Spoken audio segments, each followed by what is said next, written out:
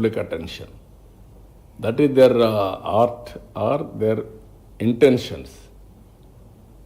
అందుకే క్రిమినల్స్ ఎప్పుడు కూడా క్రిమినల్ బ్రెయిన్సే పనిచేస్తూనే ఉంటాయి. వాళ్ళకు నరికేస్తాం, చంపేస్తాం, రఫ్ ఆడతాం,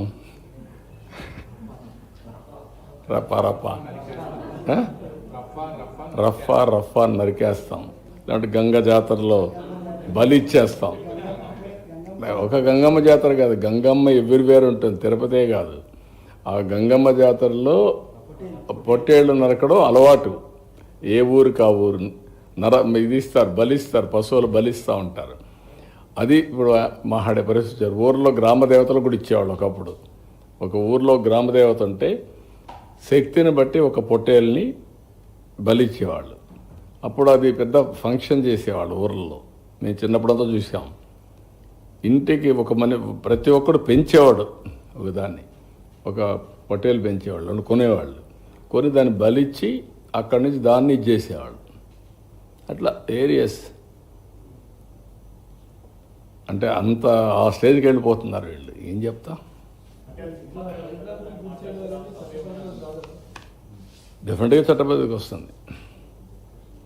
ఎవ్వరికి కూడా హక్కు లేదు ఇష్టానుసారంగా టెర్రరిజం క్రియేట్ చేయడం, లేకుంటే ప్రొవోక్ చేయడం. ఒకప్పుడు రాజకీయాలంటే ఒక బ్యాడ్ ఎలిమెంట్ ఉంటే వాటితో అసోసియేట్ కావాలంటే భయపడిపోయేవాళ్ళం, పక్కన రానిచ్చేవాళ్ళం కాదు. ఇప్పుడు వాళ్ళతోనే రాజకీయం చేసే పరిస్థితికి వచ్చేసారు. That is dangerous trend. Sir, Jaganmohan Reddy ఒక కీలకమైన మాట మాట్లాడుతున్నాడు సార్. తన వెనకాల వస్తున్న జనాన్ని చూసి భయపడిపోతున్నారు, అందుకే నా ప్రోగ్రామ్ని కండక్ట్ చేయకుండా ఆపే ప్రయత్నం చేస్తున్నారు. ఇప్పుడు ఎందుకు, ఇప్పుడు ఇంక 4 ఏళ్ల తర్వాత కదా నువ్వు మాట్లాడేది. అప్పుడు చూద్దాం నీ కథ. ఎందుకు ఊరికి ఇప్పుడు ఎందుకు అవన్నీ అంటే అట్లా మాట్లాడి బతకాలని చూస్తున్నారు. తప్పది. ఎవరు ఇది నేను ఎందుకే మీకు ఒక మాట చెప్పాను, విచిత్రమైనటువంటి మనస్తత్వాలు ఉండే వ్యక్తులు వారిగా ఉంటారు. ఎవరన్నా మాట్లాడతారా? పోలీసులు తిడతారా? పబ్లిక్ని తిడతారా? మనం చెప్పి నరికేండ్రా పోయేసని చెప్తారా మీరు? ఏంటి ఇవన్నీ? ఎవరన్నా ఎక్కడన్నా విన్నారా మీరు? ఎప్పుడన్నా చూసారా ఈ పోకడలు ఈ రాష్ట్రంలో దేశంలో ఏ రాజకీయ నాయకుడైనా, ఏ రాజకీయ పార్టీ అయినా ఇలాంటి ఒరవడు ఉందా? చంపేయండి, పొడి చేయండి, లేదంటే ప్లే కార్డ్స్ పెట్టుకొని వచ్చి డెమాన్స్ట్రేట్ చేసి ఆనందపడిపోవడం. ఎక్కడికి పోతున్నాం? దాన్ని చూసి ఏం నేర్పిస్తున్నాం మన సమాజంలో? చాలా ప్రమాదం అన్నీ.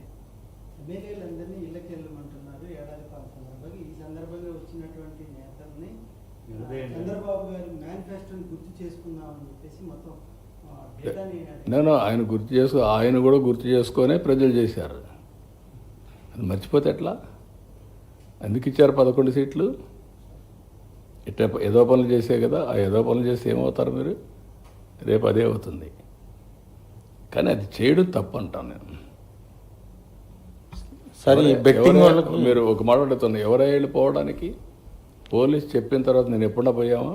మమ్మల్ని ఊర్లకు పోతాం ఒక 2 కార్లు అంటే పంపించారా? నేను ఎక్కడన్నా అబ్జెక్ట్ చేశారు? ఎవరన్నా పొమ్మంటున్నారు కదా. 10 కార్లకు పర్మిషన్ ఇచ్చి 5, 6కు 100 మందికి పర్మిషన్ ఇస్తే ఏం కావాలంటే మీకు? ఏమనుకుంటున్నారు మీరు? ఇరుకు సందుల్లో పోవడం, అక్కడ మీటింగ్లు పెట్టడం, స్టాంపేడ్లు కావడం, అక్కడి నుంచి ఇవన్నీ చేయడం, వైలెన్స్ క్రియేట్ చేయడం. ఎవరు నేర్పించారు మీకు ఇవన్నీ? పోలీసుల మీద మళ్ళా బ్లేమ్ చేయడం, బురద వేయడం. ఎక్కడ జరుగుతాయి ఇవన్నీ? కొంచెం ఒక పద్ధతి, ఒక ప్రొసీజర్, ఒక హుందాతనం ఉండాలి నాయకులకి.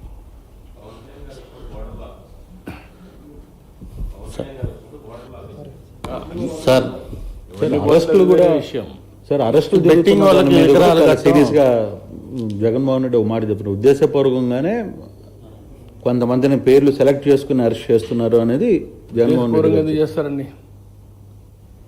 చట్టం దాని ప్రకారం అది పనిచేస్తుంది. ఉద్దేశపూర్వకంగా ఎందుకు చేస్తారు? ఎందుకు చేయాలి సార్? మీకు అందరికీ తెలియదా శాండీ ఏం జరిగిందో? తెలియదా మీకు లిక్కర్లో ఏం జరిగిందని? కొత్త అది అంటే మేము ఏం చేసినా రాజకీయాల్లో ఉన్నాం కాబట్టి ఎవరు దీనిపైన యాక్షన్ తీసుకోవడం ఎటు కుదురుతాయి? కాబట్టి ఇది ఒక పద్ధతి ఉంటుంది, ఏదైనా ఒక జవాబుదారితనం ఉంటుంది. సార్ ఈ బెట్టింగ్ వాళ్ళకి విగ్రహాలు పెట్టడం ఎలా చూడొచ్చు సార్? బెట్టింగ్ వాళ్ళకి విగ్రహాలు పెడుతున్నారు. గంజాయి బ్యాచ్కి, బెట్టింగ్ బ్యాచ్కి, రౌడీలకి, హత్యలు చేసే వాళ్ళకి, అత్యాచారాలు చేసే వాళ్ళకి విగ్రహాలు పెడతారు. అందుకే మీరు ఒకసారి చరిత్రలో కూడా మీరు చూస్తే రాజకీయాలు మారిన తర్వాత ఇప్పుడు కొత్త బ్యాచ్ కొత్త విధానాలు తీసుకొస్తున్నారు. వాళ్లే హీరోస్గా, ఇటు రౌడీజం చేసేవాళ్ళు హీరోలు, ఊర్లో భయభ్రాంతులు చేసేవాళ్ళు హీరోలు, లా అండ్ ఆర్డర్ మెయింటైన్ చేసేవాళ్ళు చేతకాని వాళ్ళు అనే పరిస్థితి తీసుకొస్తున్నారు. బెట్టింగ్ కట్టడం తప్పు కదండి. గంజాయి రాష్ట్రంలో ఎట్టుందండి ఒకప్పుడు, ఇప్పుడు కంట్రోల్ అయిందా లేదా, ఇంకా పూర్తిగా అయిందని నేను చెప్పను. నేను అప్పుడు ఎలక్షన్ అప్పుడు కూడా చెప్పాను, గంజాయి అనేది అడిక్షన్. ఒకసారి అడిక్షన్ అయినాక వాడు మానలేడు, ఆ పరిస్థితిలో ఉంటారు. బట్ ఎక్కడ ప్రొడక్షన్ లేకుండా చేస్తున్నాం, మక్కిదిర కొట్టేస్తామని చెప్తాను, ఈగలు పెట్టాం. ఇంకా చేయాల్సిన చాలా ఉంది. గంజాయి కానీ అది మన డ్రగ్స్ కానీ ఇప్పుడు ఏంటంటే ఎక్కడన్నా పోతే ఎంత బాధేస్తుందంటే, 3 ఏళ్ళ అమ్మాయి పైన రేప్ చేస్తారా? అరే హ్యూమన్ బీయింగ్, నీ మైండ్ అంత ఖరాబ్ అయినాక నీ మైండ్ ఎట్ట బాగు చేస్తామండి నేను అడుగుతున్నా. ఒక మనిషి యొక్క మైండ్ ఇంత ఖరాబ్ అయిపోతే, వాడు ఉన్మాది మార్గం తయారైపోతే, ఈ ఉన్మాదులతో సమాజానికి ఎవరికి రక్షణ? మీ పిల్లలకు రక్షణ? లేదంటే మీ ఇంట్లో మీ మిస్సెస్ రక్షణ ఉంటుందా? ఆడబిడ్డ బయట వస్తుందా? ఎక్కడికి పోతున్నాం? ఇవి కంట్రోల్ చేయాల్సిన మెకానిజం రాజకీయ నాయకులు ఇష్టానుసారంగా సపోర్ట్ చేయడమా? అంటే ఏమనుకుంటున్నారు? ఏం చేసినా జరిగిపోతుంది అనుకుంటే ఎట్లా అవుతుందండి? నాకేం కోపంతో తీవ్రవాదుల పైన పోరాడానా? కోపంతో ఫ్యాక్షన్ రాజకీయాల పైన పోరాడానా? నా కోపంతో లేకపోతే కమ్యూనల్ వైలెన్స్ పైన పోరాడానా? రౌడీల పైన పోరాడానా? ఆ రోజు వాళ్ళు సెపరేట్, రాజకీయ ముసుగులో ఉండే కమ్యూనల్ ఎలిమెంట్స్ కూడా హ్యాండిల్ చేశాం. తీవ్రవాదులు కూడా కొంతమంది సపోర్ట్ చేస్తే వాళ్ళని ఐసోలేట్ చేసి, ఎడ్యుకేట్ చేసి ఫైట్ చేశాం. ఒకసారి ఆ సమస్య వచ్చిన తర్వాత అది కూడా కొంత ఐడియాలజికల్ అంటే కాదు, మీకు సాధ్యం కాదని నేను ఆ రోజు చెప్పాను. ఇది సాధ్యం కాదని చెప్పాను నేను. ఇది రాజకీయ, ఆర్థిక, సామాజిక సమస్య. దీన్ని మీరు ఒకే దానికి ఇది తుపాకీతో మేము మొత్తం మార్చేస్తామంటే కుదరదని నా థీరీ. నేను ఫస్ట్ నుంచి అది చెప్తున్నా.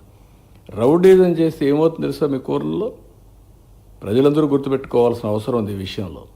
ఒక ఊరిలో ఒక మంచివాడు ఉంటాడు. మంచివాడు ఊరంతా సపోర్ట్ చేస్తారు. ఒకడు రేప్ చేసో, మర్డర్ చేసో, లేదంటే ఇంకొక తప్పుడు పని చేసి జైలుకి పోయి వస్తాడు. వాడు బస్తీ మీద సవాలంటాడు. పెద్ద మనిషి సరెండర్ అయిపోతాడు. నాకెందుకు వచ్చింది వాడితోని, ఊరంతా సరెండర్ అయిపోతారు. ఇదేనా పద్ధతి? అంటే ఎక్కడికి తీసుకుపోతాం ఈ సమాజాన్ని? ఎవడికి న్యాయం జరుగుతుంది? ఒక రౌడీ శాసించే పరిస్థితిలో ఒక ఊర్లో వస్తే మీరందరూ ఆలోచిస్తారా? చాలాసార్లు చెప్తా ఉంటాను నేను, మీ అమ్మాయికి పెళ్లి చేయాలంటే ఎంతమంది చూస్తారా? ఎన్ని తరాలు చూస్తారా మీరు? ఒక నాయకుడిని చూడరా? I'm asking. మీ భవిష్యత్తుని తీర్చిదిద్దే నాయకుడు మాత్రం మీరు చూడరు. మీ ఇంట్లో ఒక అమ్మాయిని తెచ్చుకోవాలన్నా, ఒక అమ్మాయిని ఇవ్వాలన్నా 7 తరాలు చూస్తారు, 10 మంది దగ్గర చెప్పించుకుంటారు. అప్పుడు కూడా కొన్ని జడ్జిమెంట్లో తప్పులు ఉంటాయి. కానీ ఒక నాయకుడి విషయాల్లో మీరు ఆలోచించకపోతే ఏం చేస్తారు మీరు? ఎట్లా న్యాయం జరుగుతుంది రాష్ట్రానికి? ఎవరన్నా రాశారనుకో, దానికి ఒక కలర్. వీళ్ళంతా సమాజానికి వ్యతిరేకం. నేను అడుగుతున్నా, పోయిన గవర్నమెంట్లో అరాచకాలు జరిగాయా లేదా? జరిగిన దానికి యాక్షన్ తీసుకోకుండా వదిలేస్తారా? అంటే నేను రాజకీయాల్లో ఉన్నాను కాబట్టి నా ఇష్ట ప్రకారం శాసిస్తాను, నేను చెప్పింది మీరు నమ్మాలంటే, నేను ఏం చేసినా అదే చట్టం అంటే హౌ ఇట్ ఈస్ పాసిబుల్? తప్పంటున్నాను. అది మీరన్నా మారాలి, లేకపోతే మీరు మార్చాలి రాష్ట్రానికి. లేకుంటే రక్షణ ఏముందండి ఈ స్టేట్కి? ఏ స్టేట్లోనే ఇలాంటివి ఉన్నాయా? ఉండవు. వితండ బాధలు వద్దు. మీరు మారండి. మారితే సమాజం మిమ్మల్ని యాక్సెప్ట్ చేస్తే అప్పుడు చూద్దాం. కానీ మీరు అలాంటి తప్పుడు పనులు చేసి నేను సమాజాన్ని అతలాకుతలం చేస్తాను ఇష్ట ప్రకారం మాట్లాడతా అంటే కరెక్ట్ కాదు. సార్, ప్రతి ఇంటికి టీడీపీ మేనిఫెస్టో అనేటువంటి ఒక కార్యక్రమానికి శ్రీకారం చుట్టాము. టీడీపీ గ్రామ నాయకులందరినీ కూడా ఎక్కడికక్కడ నిలదీయండి, మీ అందరికీ కూడా వైసీపీ అండదండలు నేను అందిస్తుంది. ఏమంటానంటే, నిలదీస్తే ఏ ఊరు నిలదీయాలి, ప్రజలు అడిగితే సమాధానం చెప్పడం సిద్ధంగా ఉన్నాం. వైఎస్ఆర్ కాంగ్రెస్ అడిగితే మాత్రం తాట తీస్తా. Be clear, no question. నీకేం సంబంధం ఇక్కడ? రాజకీయం చేస్తే వదిలిపెట్టను. అదే ప్రజలు అడిగితే నేను సమాధానం చెప్తా, కన్విన్స్ చేస్తా, అన్యాయం జరిగితే కరెక్ట్ చేస్తా. అది ప్రజలకు, వీళ్ళకి కాదు. సరే, ఈ రౌడీ బ్యాచ్లు, గంజాయి బ్యాచ్లకి, బెట్టింగ్ బ్యాచ్లకి పరామర్శలు చేస్తూ లా అండ్ ఆర్డర్ వైలేషన్ అవుతుంది సార్. పూర్తిగా ప్రాణాలు పోతున్న పరిస్థితి ఉంది. ప్రాణాలు పోవడమే కాదు, ఇంకా భయంకరమైన పరిస్థితులు వస్తాయి. ఇలాంటి వాళ్ళు కానీ రోడ్డు మీదకి వస్తే ఇంకా భయంకరమైన పరిస్థితులు, ప్రమాదకరమైన పరిస్థితులు వస్తాయి. ప్రజలందరూ ఆలోచించుకోవాలి. నిన్న నిన్న 1 year ముందు చనిపోయాడు. 1 year ముందు చనిపోయిన వాడిని పరామర్శించాలని ఎవరు ప్రభుత్వం? నువ్వే కేటగిరీ గవర్నమెంట్. ఎవడు? రిజల్ట్స్ వచ్చాయి. నేను ప్రమాణ స్వీకారం చేసి 12వ తారీఖున, నా గవర్నమెంట్ ఫామ్ చేసి 12వ తారీఖు తర్వాత. ఎప్పుడు చనిపోయాడు? నువ్వు ఉన్నప్పుడే. అంటే కనీసం అలాంటిది 1 year తర్వాత పోయి నువ్వు దాన్ని ఒక ఇష్యూ చేయాలంటే నీ వెహికల్స్ కొట్టి ఒకడు చనిపోతే పరామర్శించరా మీరు? ఒకరు ఫస్ట్, ఇంకొకరు నెక్స్ట్. కనీసం పరామర్శించరా? చూడరా వాళ్ళని? మనిషి ప్రాణానికి విలువ లేదా? బెట్టింగ్ ప్రాణానికి ఉన్నటువంటి విలువ మీరు చంపిన వాళ్ళకి లేదా? వాళ్ళ ప్రాణం కాదా? వాళ్ళ మనుషులు కాదా? ఏ విధంగా అర్థం చేసుకోవాలి? నేను ఎప్పుడూ హుందాగా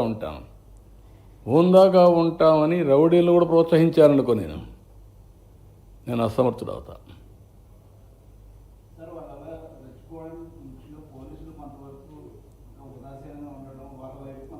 కాదమ్మా, ఇప్పుడు ఏమీ చేయకమునిపై ఏం చేస్తున్నారు? I'm asking. ఏమీ చేయకపోయినా నువ్వు దబాయిస్తున్నావు. ఒక రాజకీయ నాయకుడు నువ్వే లాగేసి నువ్వే పోతూ, నీకు పర్మిషన్ లేదు, నువ్వు ఇవ్వలేదు. ఇవ్వకపోతే మార్గం ఏంటి? నీకు ఇచ్చింది 10 vehicles ఎన్ని ఇచ్చారు? 4-5 ఇచ్చారు. కాన్వాయ్ 3 vehicles 100 మంది వరకు నువ్వు అడిగి పోవచ్చు అన్నారు. వెళ్ళొచ్చు కదా. అంత మునిపే కొన్ని సంఘటనలు జరిగాయి కదా. కాబట్టి ఇది నేనేమంటానంటే, ఒక పద్ధతి లేకుండా చట్టాన్ని